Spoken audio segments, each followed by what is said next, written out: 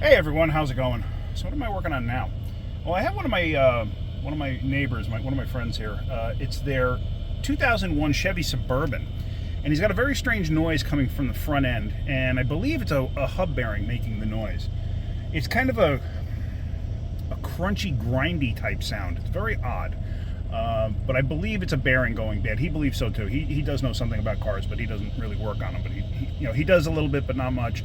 But he does know enough about cars, so at least he can inform me as to what he believes the problem is. So this thing actually has 281,000 miles on it. I know he's had the transmission replaced, but it runs great. I don't know if he's had any other major work done to it. These are great vehicles. They really are. But I'm gonna just take it up the road a little ways, and let's see if we can't hear the noise. I do have a hub bearing for it, because we honestly believe that that's what the noise is. So let's just go up the street and see if we can't duplicate this noise. So at least you can hear it. All right.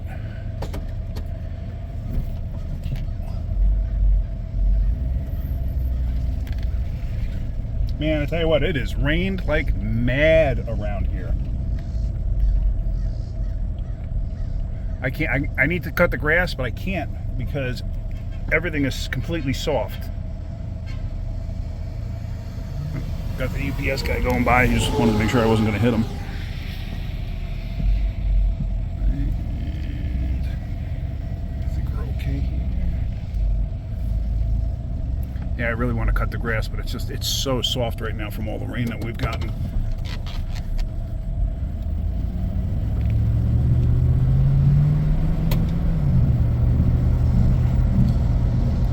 Oh,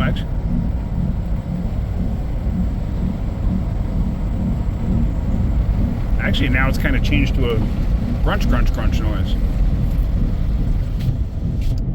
I like that street there. Smelly.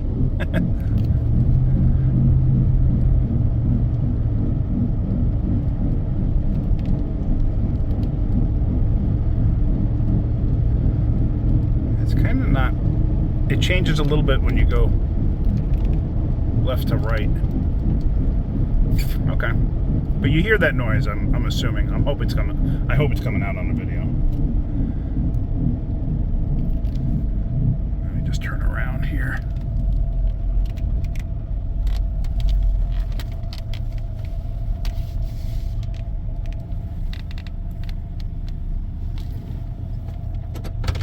Back up a little bit.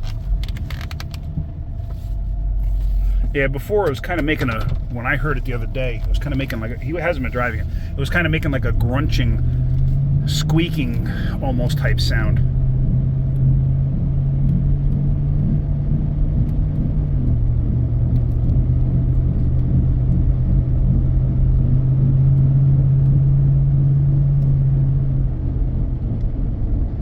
Yeah, you can definitely hear that, but it gets lighter that way. A little bit louder that way. It sounds like right front, but I'm going to jack up the front end and let's see if we can't figure out exactly where this is coming from. Okay, so I got her jacked up, and here I'm on the driver's side. So the driver's side, the wheel spins freely, and I have no play. I don't really feel like a roughness or anything on this side. So now we're going to go to the passenger side. And on the passenger side, we have play. I don't really feel a roughness though, but we have definitely got play in there. It's hot out here, so I gotta have a fan on because I can't get in the garage, obviously. But yeah, so let me get a tripod. Let me set you up so you can actually watch what I'm gonna do here. So I'm gonna get you set up in a tripod. Here's the newest tripod. This is the same tripod as what I've had at the shop, and I've had it for years. It's not expensive. It's a UB size, something like that. I'll put a link in the description. They come in different heights. These are super simple. They got like these quick latches, so you can extend the length like that, and then lock them in place. Well, obviously lock that one in place, and then the head tilts. The only thing I wouldn't say that I do not like, but you got to get used to it. Only thing that I would prefer is if this didn't have like this locking head, like it's ratcheted. But anyway, so they're relatively inexpensive. This one, I paid good money for it. And this one, you know, it's got a level and everything else on a Jola can. And honestly,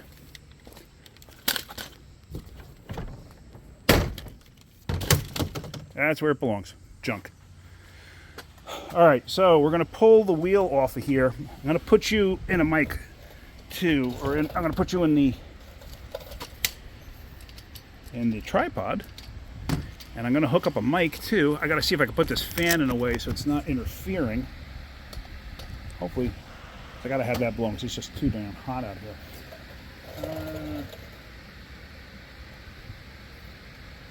Yeah, you know what? Let me hook up a mic real quick. Hang on. Hang on 1 second. Testing, testing, 1, 2, 3. Testing, testing, 1, 2, 3.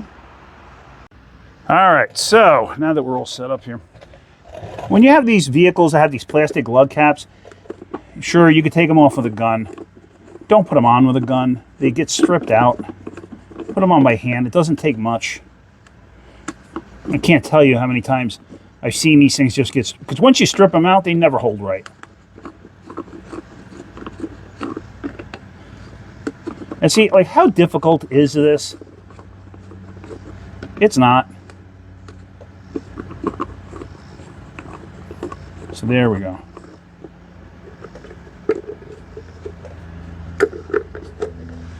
All right, so we're going to take that off of there. Put that off to the side. Now we're going to take the lugs themselves off. Oh, actually, while you're here, while I have your attention, what can you see? Let's see. What can you see? Get you up a little bit higher. So maybe now that I'm not holding the camera and that.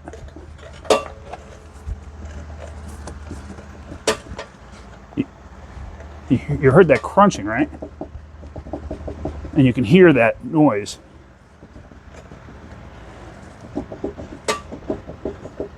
There it goes. Isn't it weird how I get into a certain spot and it's actually worse than before? And I'm just putting my hand around to the ball joint to feel. And I can feel the rotor itself moving up against the backing plate. So let's pull the wheel off.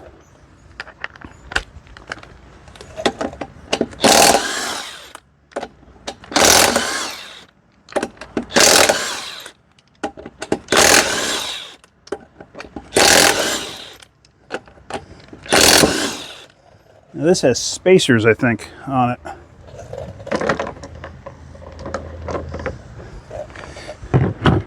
Spacers, I'm not a huge fan of spacers.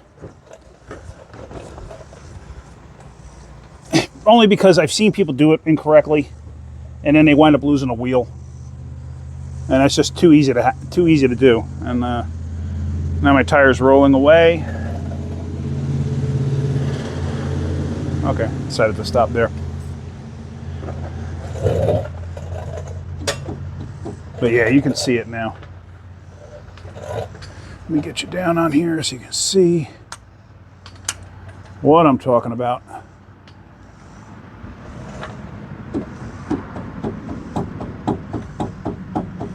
And you can see the caliper itself moving. So that's all hub bearing. All right, not a big deal. Now, because of the spacer inside there, you have your lug nuts that hold the spacer in place. Those are probably 3/4 headed. Yeah, they're probably 3/4 headed. So let me go get what I need for that. Hang on a second. Okay, one nice neat thing I want to show you with this tripod that you're in now, it comes with this. So it's its own remote, so I can start and stop just by pressing a button. So now instead of me stopping to go and touch the camera lens to actually shut the camera off, I could do that. So I just paired that up. So let me go get the actual tools that I need. It's either a 17 or a 3/4. I'm going to go grab both to be on the safe side. So now if I hit this button, you should shut off. Okay, so I grabbed a 17, and it's obviously not a 17. So here's a 3/4. And the reason I grabbed the chrome socket is because a lot of times an impact socket will not fit inside there. So let me take this off of here.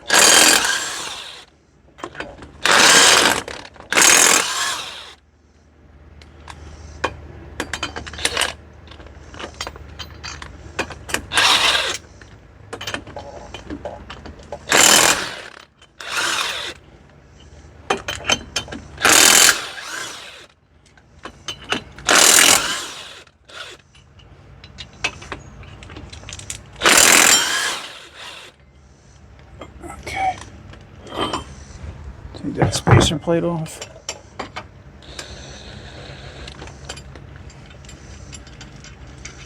But I started talking about wheel spacers, and I'm not a huge fan of them, but I don't really have that much of an issue with them. I have an issue because people will stack these things on, or they'll put like an extra big one on. I find that these actually do affect and do reduce the life expectancy of hub bearings.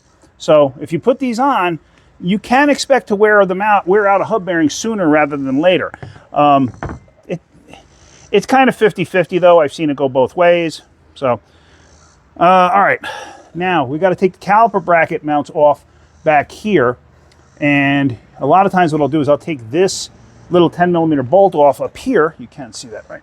Yeah, there's a little 10mm headed bolt off up here. This vehicle does not appear to have any rust really. I'm going to see, hopefully that comes out. If not, and it breaks, then we just zip tie this bracket back down in place because I don't have the equipment to get it out. But then again, sometimes you could just take the caliper bracket off and swing this thing up and lay it in place. Maybe I'll try that first and see what happens. I'll just move you over here. All right, I actually got to go inside and cut the wheels. Hang on a second.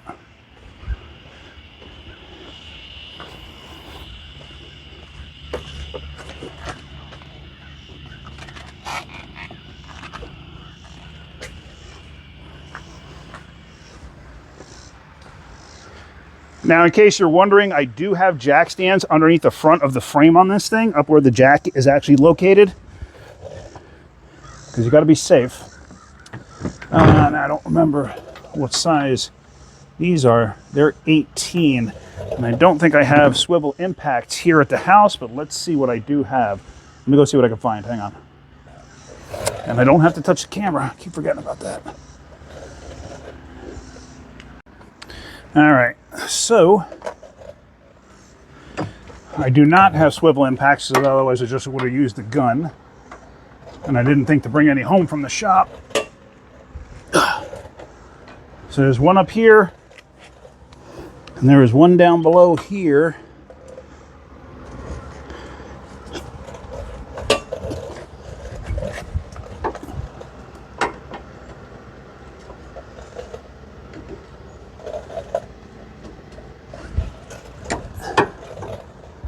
Okay.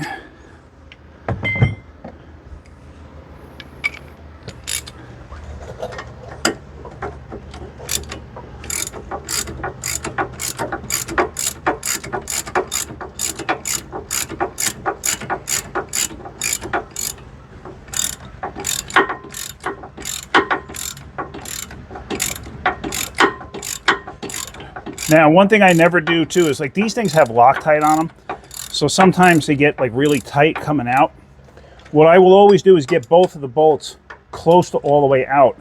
And the reason being is if I took one bolt out, a lot of times because of the Loctite, as I'm trying to get the other one out, the Loctite will make the caliper swing one way and it's like banging around. At least this way everything is held in place. So now that top bolt is almost out. The bottom bolt is coming out way easier.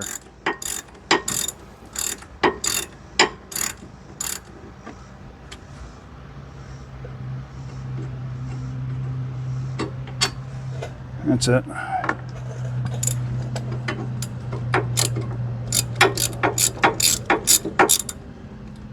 And now the top one's out. Now, you do not have to. You can if you want to. They tell you you should. You do not have to put Loctite back on those bolts going back together. The reason I say that is every car I've ever owned, I've put them back in like that without adding Loctite to it, and they've been absolutely fine. I've never had a problem as long as you torque them to spec. All right, so now this rotor has a lip on it, so the caliper doesn't want to just come straight off because the pads are kind of stuck in this little bit of a groove here. So I'm going to get a screwdriver in here and just kind of pry the caliper back a hair. I hope I'm not talking directly into this microphone really hard. I guess I'll find out when I edit this video. Hang on 1 second. Let me go find something to pry that back with. Okay, so you find yourself a suitable prying tool. Don't use a screwdriver. They are not prying tools.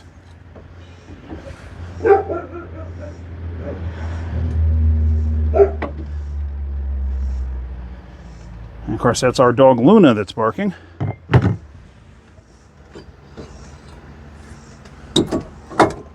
So now I'm just going to put that off to the side. And I'll show you her one day. Luna is a Great Pyrenees that we have adopted, or rescued, I should say. She was in a hoarding situation and was being mistreated that way, basically being neglected. So we took her in to give her a better life. So I'll let you meet her one day. She's a good dog. So now you got to get this dust cap off. A lot of times you'll destroy this dust cap in the process of getting them off. Don't worry about it. I'm not even 100% certain why they bothered with these dust caps in the first place. Maybe just to keep rust off the threads at the end of the axle? Possibly, I don't know. But let's get this dust cap off. I'm going to need a hammer and a chisel for that. Let's shut down for a moment. And guess what? I can't find a suitable chisel.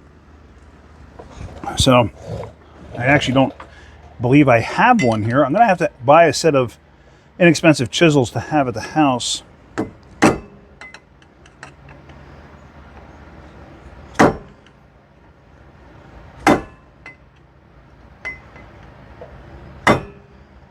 Basically, I'm showing you that you can do this with just regular hand tools that you have at home.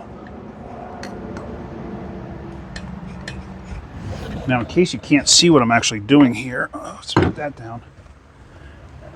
I'm going between where the hub itself meets this cup, this cover, and I just needed to create a space in there to get this off. Oops. That's all.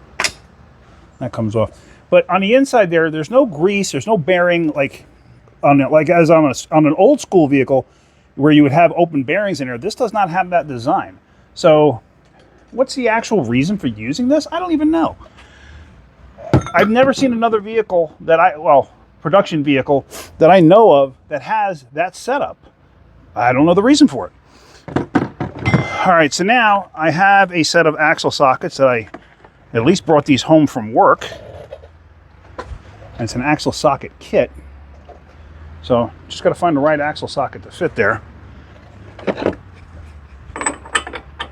There it goes. And that is a 36 millimeter. All right.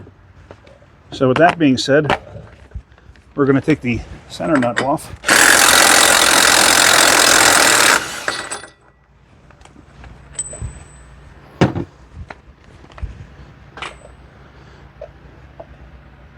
Take the center washer out.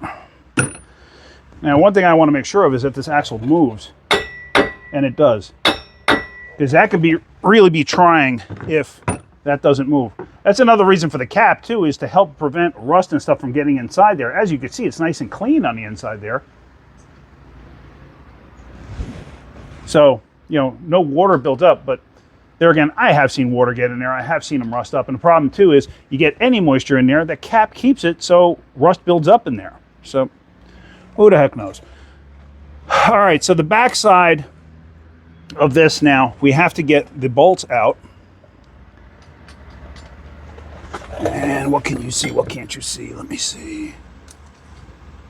All right, so since the wheels are cut, I'm going to get this 15 out and this 15 out. So I have to actually get a 15 to do that with. So, all right, hang on a minute. Let me get some tools. Okay. So these are 15s. The problem is the CV joint has a tendency to get in the way on these.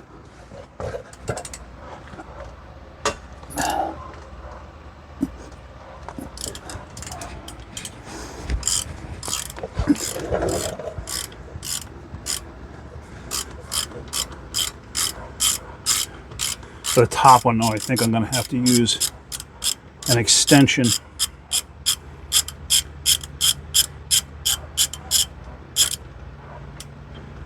Or maybe even a wrench.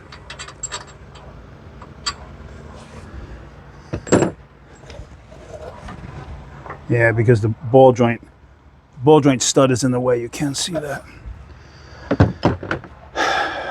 All right, hang on a minute. Hang on. Okay, I had to get the camera out of the sunlight because the sun is moving around. All right, open end wrench. Can't really see what I'm doing. And we're gonna break this free.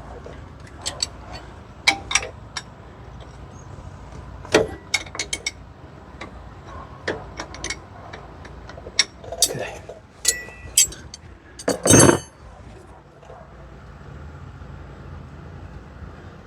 That's the one beauty about Southern vehicles is stuff comes apart. Like a lot of you know, I was from New York. Actually, I'm from Sweden, but I grew up in New York, and dealing with the cars up there and all the rust and stuff, man, it'd drive you crazy. All right, so now we're going to go to the other side. However, I got to disconnect the ABS sensor. So let me do that. Let me prop you up here a bit. So first off, down here, it's just a little clip that holds it in place. I got to depress the tab on the clip and press the tab on the clip and get that out. Get the caliper off of that. Now this one, a lot of times this clip comes with the new hub bearing. I try to open it up if possible because a lot of times this clip will break off in the control arm. Not that it's a big deal. You can use heat or a drill to get the plastic piece out, but why waste time? Why bother if it's not necessary? So up here is another clip connector. And then hidden behind the shock is the other end of this. But now the clip part stayed attached into the frame. And that clip part you want to get out. And it does come with, at least it should, come with the new bearing. And of course I can't get this thing to come out now. Like I said, fire works pretty good too. Let's see. Let me get something to get that out of there, and then I got to cut the wheels so we can get that last remaining bolt out, and hopefully I don't have to struggle too much getting this hub bearing out. All right, so let's see. I have a pickle fork type tool. Let me see if I can't get that out. If not, I'm just gonna grab it with cutting pliers and rip it out of there. I can't get it. Actually, I gotta move you a little bit.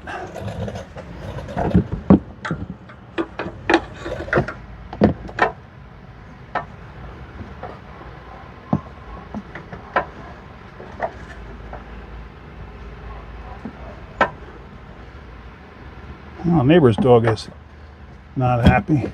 Okay, there it goes. It came out. All right, let's cut the wheels. So I can get the last remaining bolt out, and hopefully that hub will come right out.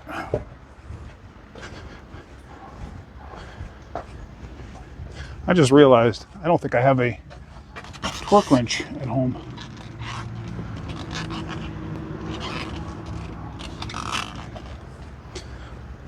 A torque wrench big enough to do what I need to do, that is.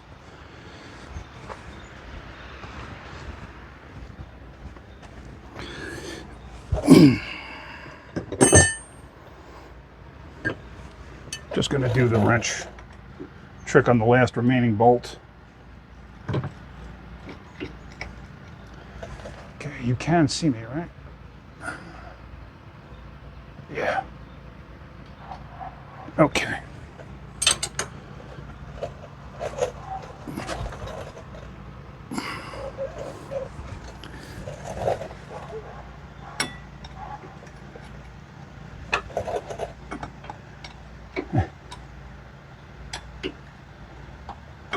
The bearing's actually already coming out on its own. Okay. What did I do with my gear wrench?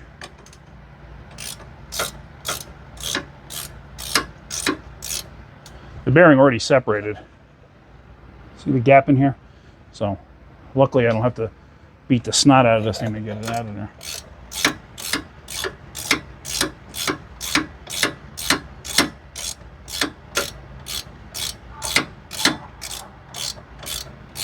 Ooh, I tell you what, it is hot out here today. And those of you that know me personally, you know I can't stand the heat. I'd much rather have the cold. I mean, don't get me wrong, I don't want to have it, 15 below zero. But, between 35 and 50 degrees, I'm happy. All right, so now this should pull right out. But what I want to do is I want to have the wheels straight. So let me get the wheels straight first. Oops, just knocked my DeWalt over.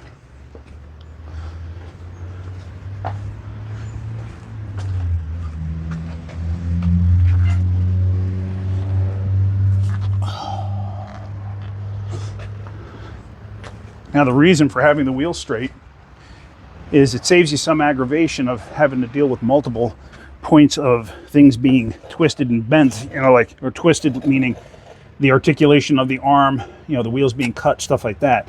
Just saves you the aggravation of that, that's all. So there. Bearing comes off. Backing plate comes out. If you took your vehicle apart and your backing plates are all rotted out, don't be that concerned about it.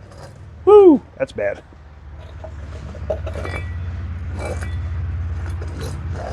Yeah. That is shot. All right, that's good.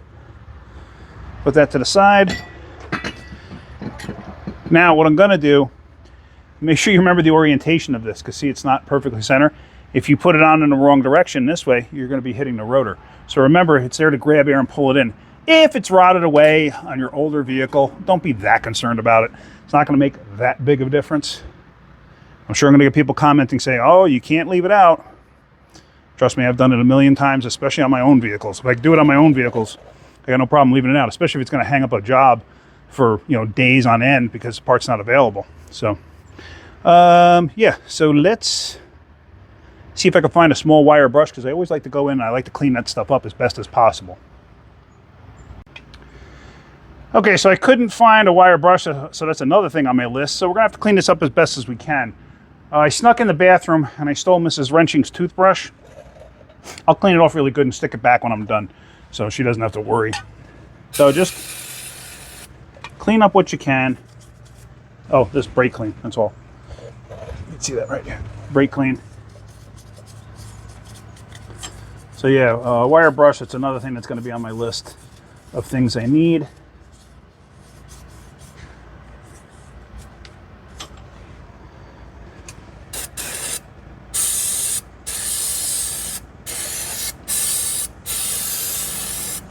Now this thing is pretty darn clean, so you don't have to worry too much about this one. If this was, like I said, an up north vehicle, and you had to beat the snot out of it to get everything to come apart, well, then you're going to be a little more concerned. You're going to have to go inside here in this area and actually with like a some kind of a slapper disc, so you can actually get in there like with sandpaper and clean all of this up. Sometimes you can even go there with a hammer and chisel and break it up. I've seen that before. But on this one's pretty clean and it came apart nice and neat. All right, so as far as Mrs. Wrenching's toothbrush,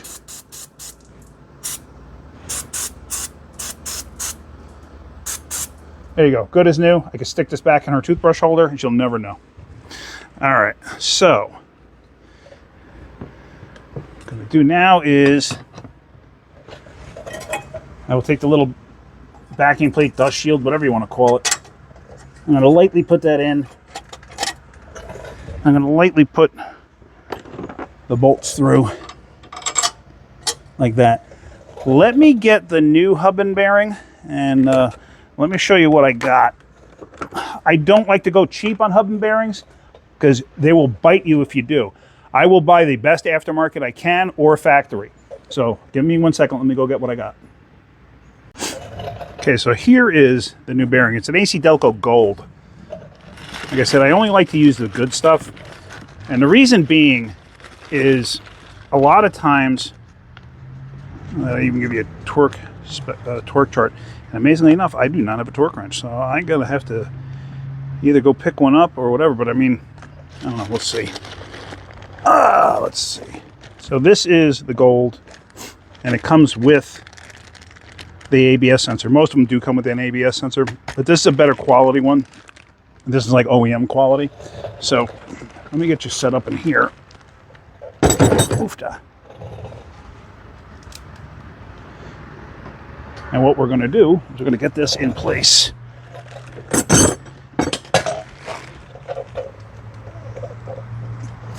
All right. Wrap this bad boy.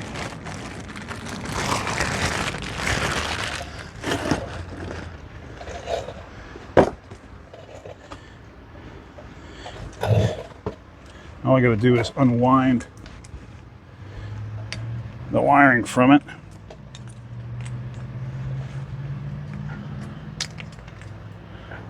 We're going to stick the wiring through. Actually, it's easier to just do it this way.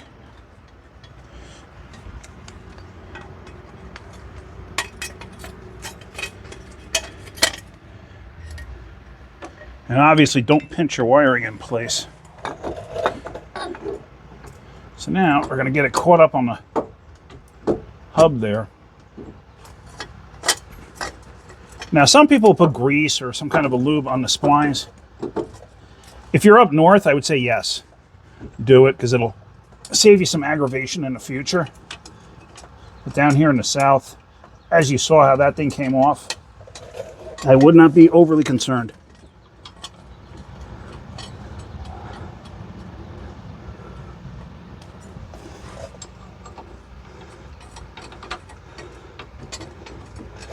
All right, so all I'm trying to do is catch the mounting bolts right now. Okay, they're catching. Okay, they're caughting. So now, I don't know if I can use a gear wrench on the top. I call them gear wrenches. They're not necessarily gear wrenches. Like these are Icons from Harbor Freight. It might not fit. It doesn't fit the top one, but it does fit the bottom ones.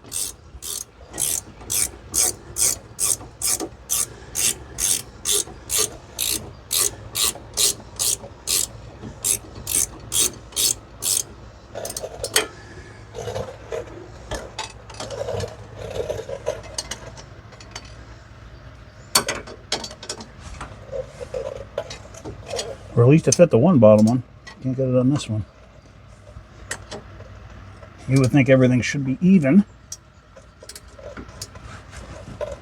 but that's what happens sometimes.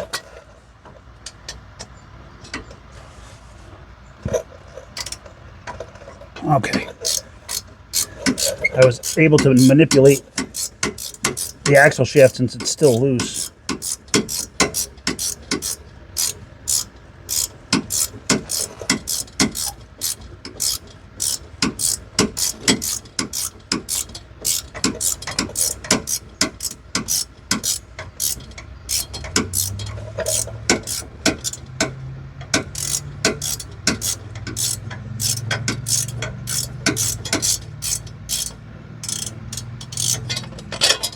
Okay, always make sure that your wire is not getting hung up on anything. as you're coming down with this.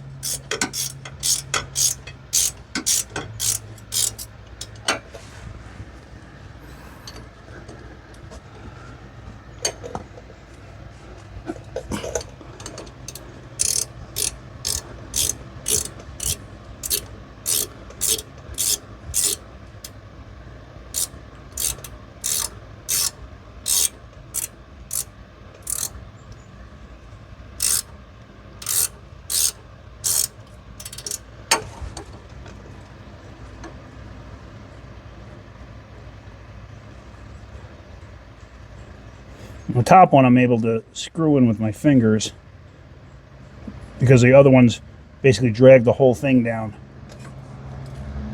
So it just made my life a little bit easier.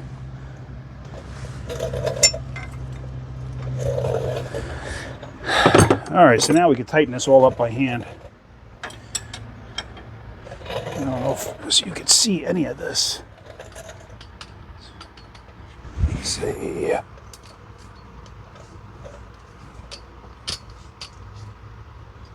Let's see.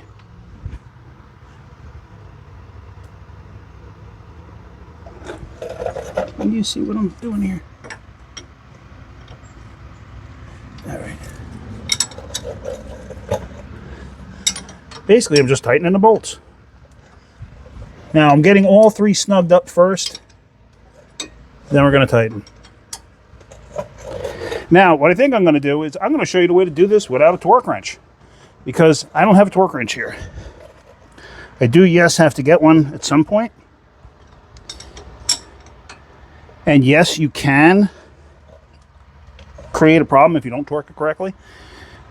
But I am almost going to guarantee you that if you had to do this and you didn't have a torque wrench, you're not going to run to a parts store or anywhere and get a torque wrench. The closest parts store to me is 25 minutes away. So even for me to go rent a torque wrench or borrow a torque wrench, whatever, it's kind of pointless. So I'm going to waste an hour just doing that.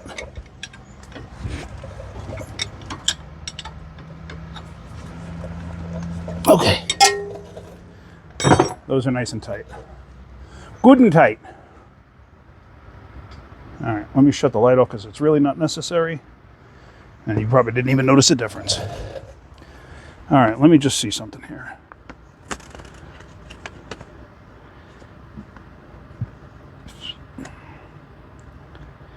So it calls for 177 to 240. I mean, sorry, 177 foot-pounds, 240 Newton meters, not 177 to 240. I don't know why I said that.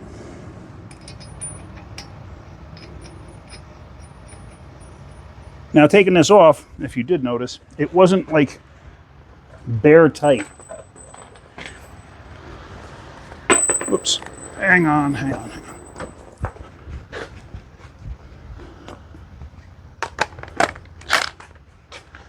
Now, you don't want to also tighten this thing up and shock the daylights out of it with a gun. No, I'm not, it's like not tightening, it's just going down the threads. All right, so now it just bottomed out. So we're gonna leave it at that for right now. Let's start putting the rest of this together, and then I will show you what I would do, or what I will do, that's what I should say. All right, let's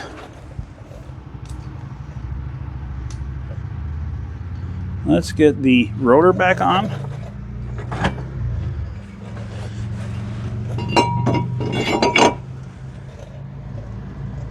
And I'm going to take the lugs and I'm going to go backwards because it's got like a recess to it.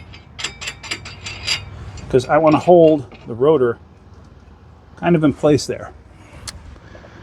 And then we are going to get the calipator and we're going to lay that in place.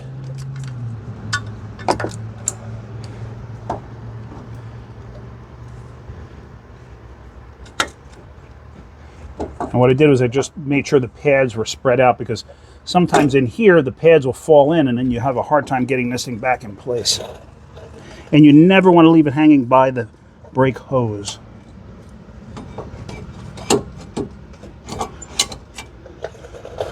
So like that. Oops. Just dropped the bolt.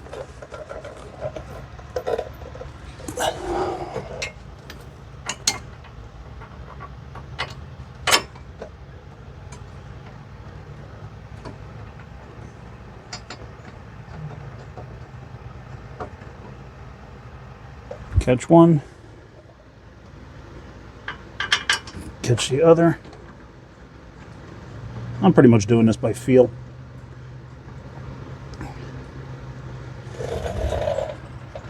So now that was a 18.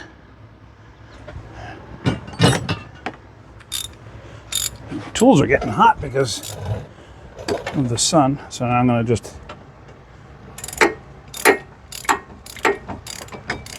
tighten up the caliper mounting bolts.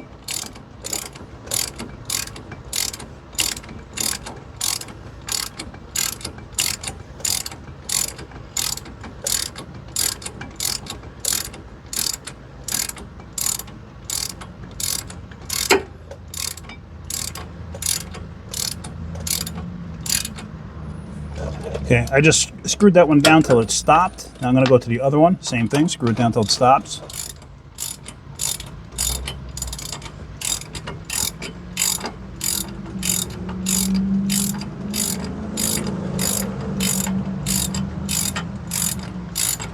All right, it stopped. So now, tight,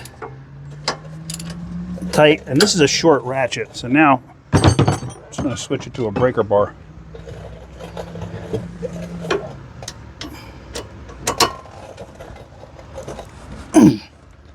Good and tight.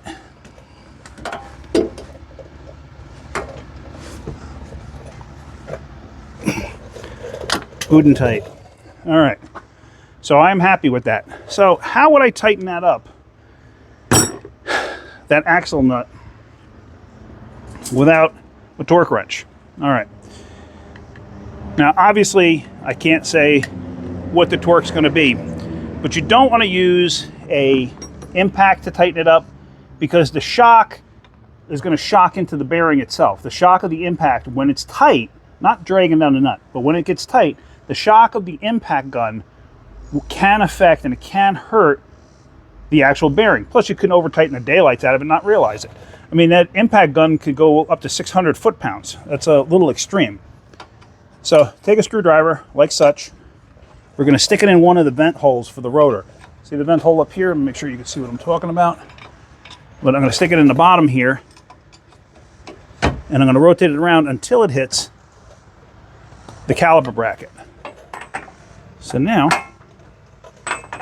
oops, what I'm going to do, whoops, that didn't go as planned. Hang on.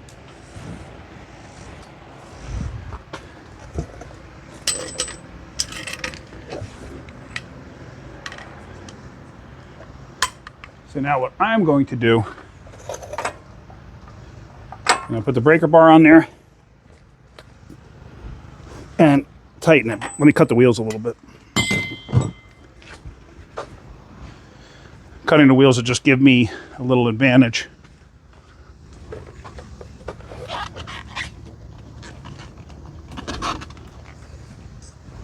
Or cut the wheels a lot, not necessarily a little.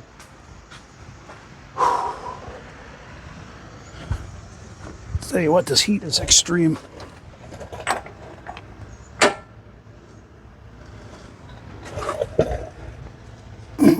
Okay, it moved a bit. That's tight enough. You don't have to go bananas.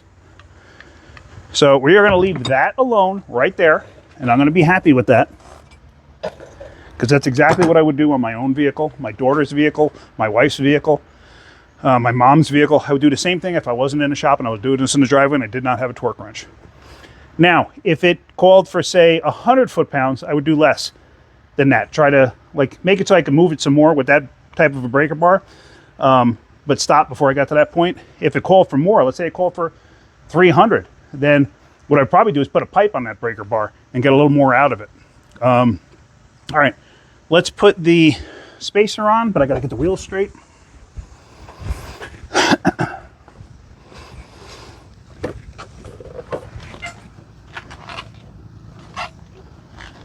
Okay.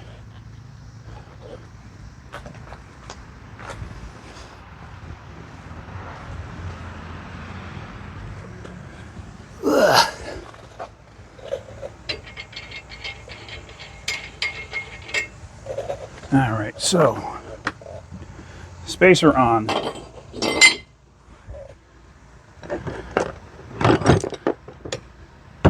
Get our lug nuts ready here. Now these, you want to make sure they're tight, and I would venture to say make them a little bit tighter than you would even do a standard lug. If you had a torque wrench and you were going to tighten it with a torque wrench, and let's say it called for 80 pounds, I would probably torque these to like 110, 125, something in that range.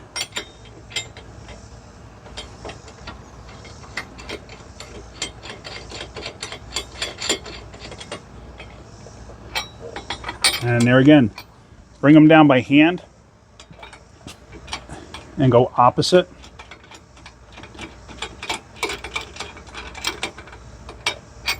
I'm sure I'm still recording. Yeah, I am. Okay.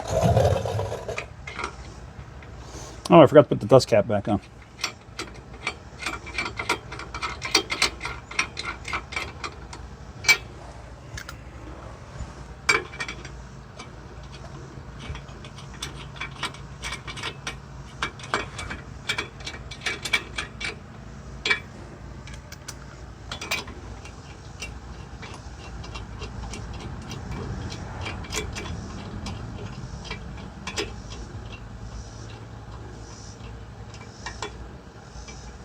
Now, one thing I didn't show you is I did look at the face of the rotor on both sides when I had it off there, and everything looked fine, so I wasn't concerned with it. But you want to make sure you don't have a buildup of any crud or anything like that to be concerned with.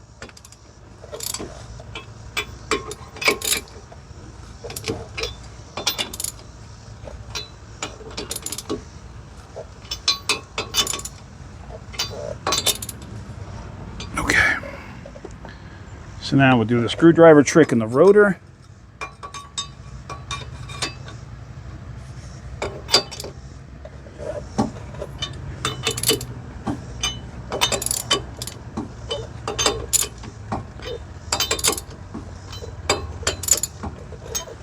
Okay, and now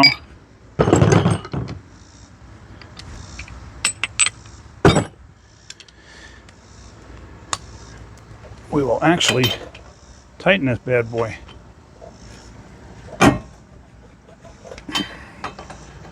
Now for final tightening, I usually go every other.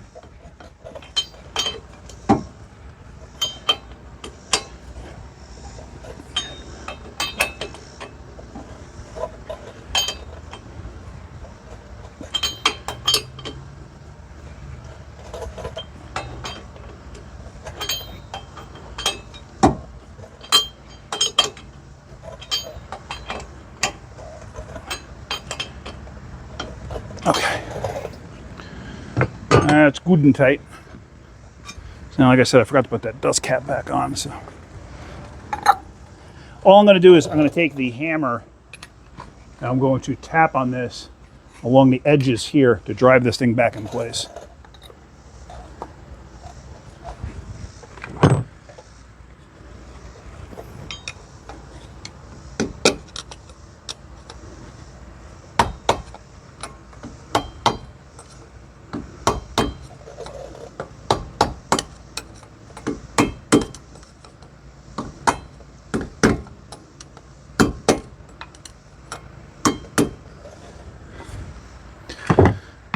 All right, so now with that being said, let's come in a little bit closer here. Let's route this ABS harness where it needs to go. Now this one's just going to clip in like that. And now we're going to take these two off. I always save these things too because they come in handy for projects that you might run into down the line.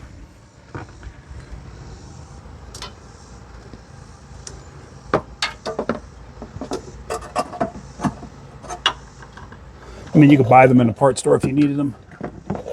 But now the connector is basically, if you can see that, let's just connect it like that, and then we're going to catch this harness in where I pried it up and out of the frame before. This is kind of all by feel. All right.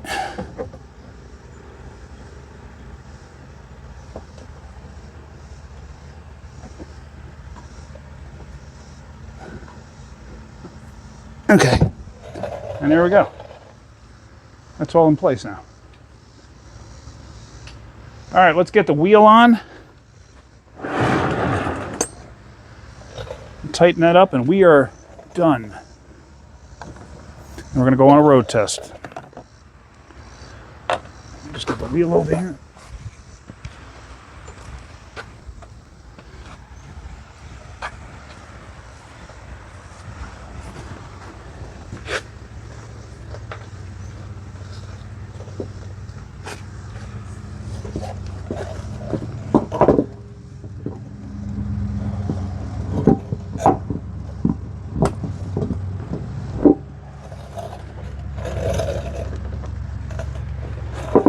Now, whenever you're putting a wheel on, see how the bottom wants to kick out? What I will usually do is I will get a bottom lug, stud, whatever you got. I will usually get bottom ones started first.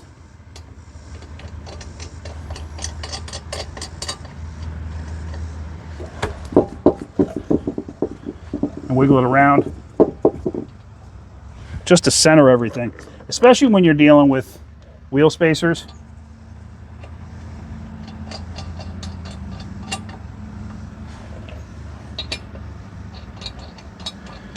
I've actually seen a guy use the other kind of spacers that just sits in between the factory lugs and the wheel.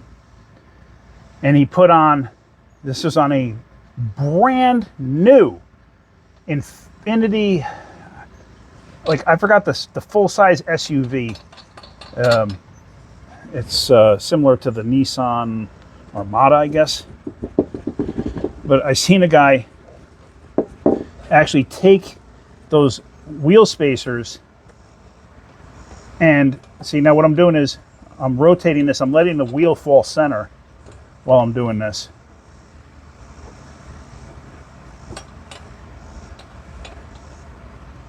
As you see, sometimes the lugs will turn. See that? Because the wheel is falling center as I'm doing this.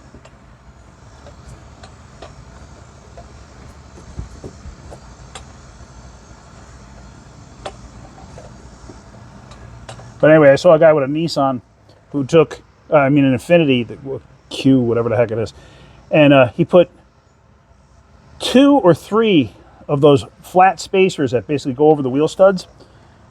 The lug nuts only caught on by 3/4 of a thread. Going down the road, he lost both front tires. Both front came off, crushed the fenders. Of course, the thing skidded down the road on the undercarriage, just absolutely destroyed it. It was a brand new vehicle. Brand new vehicle. Destroyed it. Destroyed it. Did $20-something thousand in damage.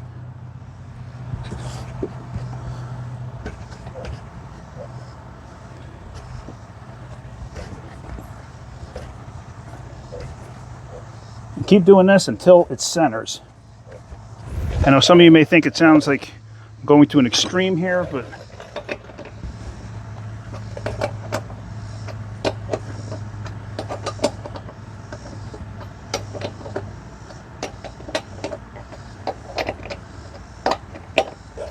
okay.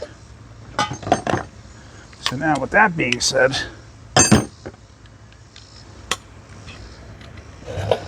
I can snug in the every other fashion.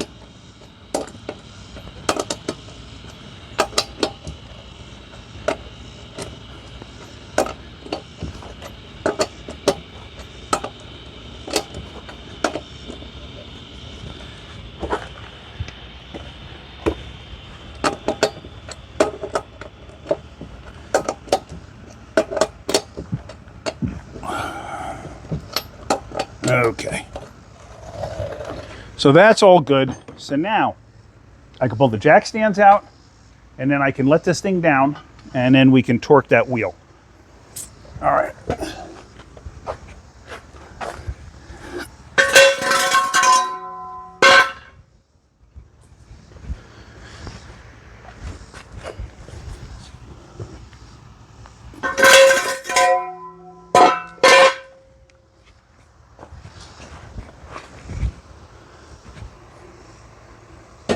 Now letting it down. Okay, so now the wheel just made contact. So now the wheel won't turn, won't rotate. Now's the time to snug these up a little bit better. Like this.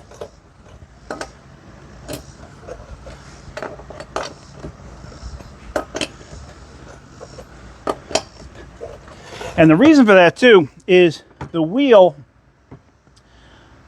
and the weight of the vehicle getting on there just a little bit helps to make sure it's centered. I'm going to this extreme only because this thing has wheel spacers. If it didn't have wheel spacers, usually the hub will center in here much better than this. So you don't really have to worry about it all that much. So that's the reason I'm going to this extreme.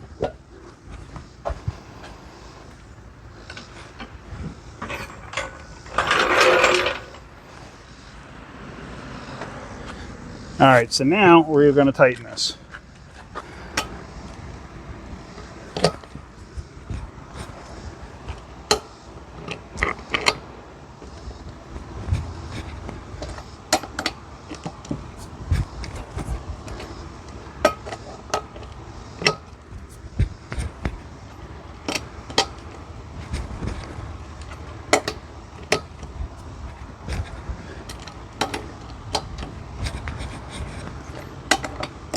I think I messed up that pattern a little bit, but it's not the end of the world, that's for sure.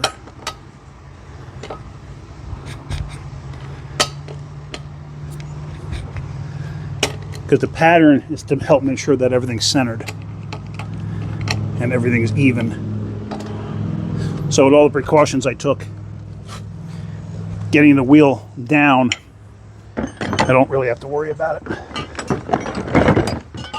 Now, little hubcap, like I said, do it by hand.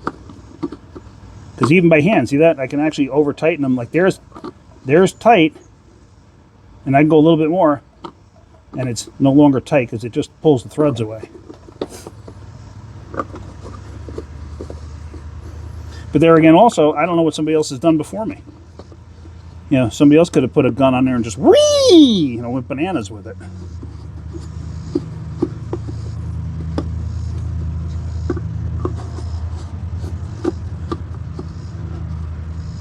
Okay. So now we are all tight. Like I can go tighter, but if I go tighter, it'll start to skip threads. All right, so that's where we're leaving it. Now it's time for a road test. All right, so let's go for a ride and see what she does.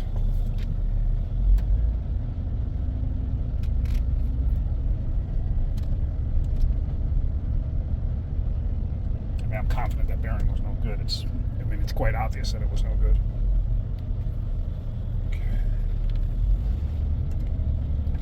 Hopefully I can mow the lawn tomorrow.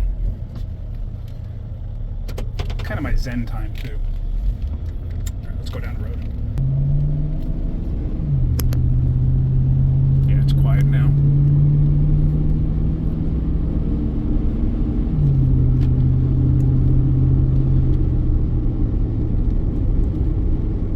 And there it is, Smelly Lane. I don't know why that name cracks me up. Yeah, it's nice and quiet. You hear that? Yeah, no worries there. Alright, I'm good with it. I'm happy.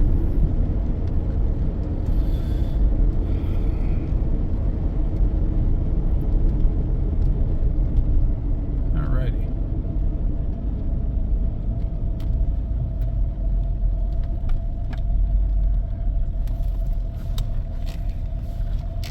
Turn this bad boy around. Make sure there's no cars coming in.